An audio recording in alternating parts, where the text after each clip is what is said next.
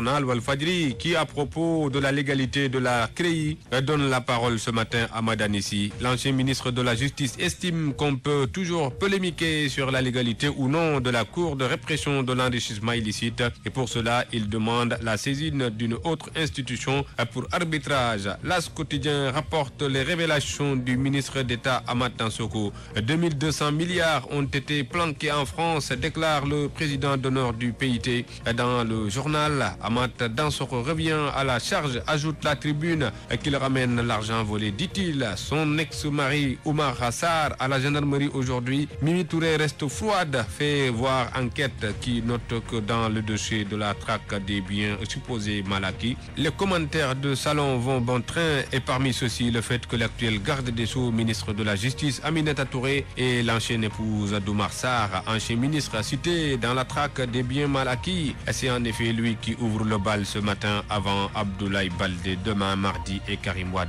jeudi. Dans Libération, c'est Dubai Forward qui est dans la ligne de mire. Le journal parle de contrats irréguliers et actionnariat nébuleux. Le quotidien est dans le dossier du leader de Tiantakoun annoncé devant la chambre d'accusation. Béthio, on cher bon pour les assises, titre le quotidien. Son sort reste suspendu à la décision de la chambre d'accusation, celle-ci attendant incessamment le réquisitoire définitif du parquet général devra se prononcer pour dire si l'affaire du double meurtre de Madinatou Salam sera renvoyée ou non devant la cour d'assises de Thiès pour son jugement. L'observateur est dans les explications mystiques du silence de Serine Cheikh Tidiane Al Maktoum, le sens de sa retraite à Fann Résidence, le sens que Cheikh Ahmadou Bamba donne au travail, rappelé par le président Macky Sall dans Le Soleil ce matin. Cheikh Ahmadou Bamba confère au travail une valeur sacerdotale, déclare le président Macky Sall, qui appelle les chefs religieux pour accompagner la politique agricole. C'est toujours dans Le Soleil où Serigne Bass Abdoul Khadr, porte-parole du Khalife général des Mourides, rappelle aussi que la stabilité est un préalable au développement. Toujours dans Le Soleil, entre Ngekor, Kaffrine, Birkilan et Dara Mbeleche, un week-end macabre compté par le populaire. 11 morts sur les routes, relève le journal dans 3 accidents. Week-end meurtrier pour nos routes, ajoute l'office. 11 morts, 61 blessés graves.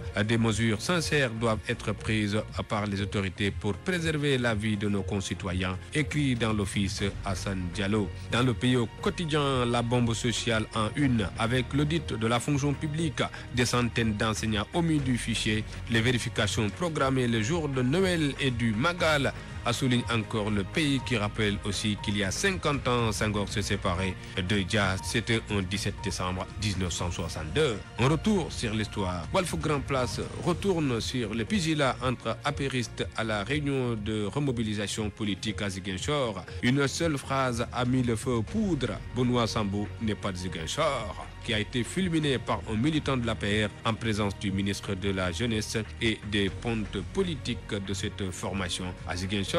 Rémi Quotidien fait ce matin le top 50 des personnalités qui ont fait bouger l'année 2012. Dans le sport, le feuilleton du sélectionneur national encore à la une de Walf Sport. Le ministre rejette la liste des 5. La fédération invitée à revoir sa copie révèle Walf Sport. Pour Mbagnick Ndiaye, l'État ne choisira que lorsqu'on lui présentera des arguments solides et détaillés qui fondent le dévolu jeté sur un tel ou tel. Stade affiche le Big Three qui s'arrache le Magpie, Liverpool, Arsenal, Chelsea, tous veulent Dembaba selon Stade Quotidien. En lutte sénégalaise, Sunu Lamb s'interroge encore sur le sort de Boy Niang 2 suspendu pour 5 ans par le CNG.